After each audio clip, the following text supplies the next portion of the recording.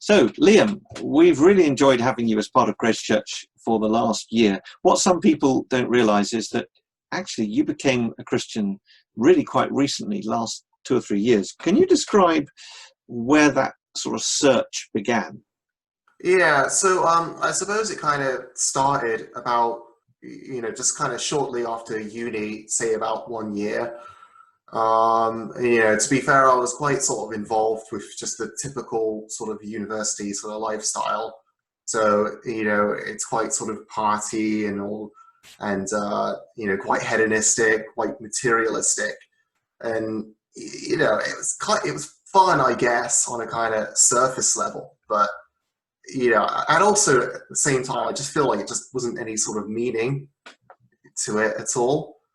I also, at that point as well, I sort of became more conscious of kind of evil in the world, except there really is a sort of, I didn't take much notice of it before. But it does really start to be something that you start to become aware of. And, if you want to change society, it's like, well, I'm also part of it as well. I'm also part of the problem. So you've got to change yourself. So you started to look at various options on the web? I can't remember the process exactly, but there is just this lack of meaning in life that you've got to seek something. I don't know what it is. I started with Christianity. It felt like a good spot. Sort of, if you want to try and improve this kind of country, then, if you kind of look back to the honourable men of England in the past, they were Christians. So I thought, okay, why not learn what they learned? So that was just, I went to the bookshop and picked up a Bible. I just started right from the beginning, from Genesis, because I didn't really know what I was doing. I was just like, I don't know where to begin. So start's fine. And it was just, it was a real shock when I started, just turning through the pages. I feel like Genesis in particular really captures human nature.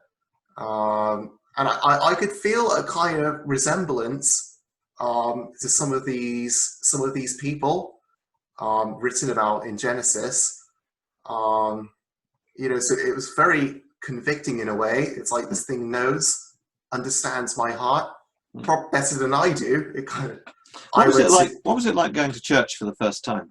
I suppose it was quite daunting, really, because I don't know, what their impression, a churchgoer's, their impression is going to be on someone who isn't a Christian. What's going to be thinking? Am I an outsider to them or something? So yeah, it's scary. What did you find? No, it's just I've realised now that whenever a non-believer sort of goes into a church, it's like the most welcoming thing ever. It's like exciting for them. So it's very pleasant, very kind. Were you surprised by the heart of the Christian message?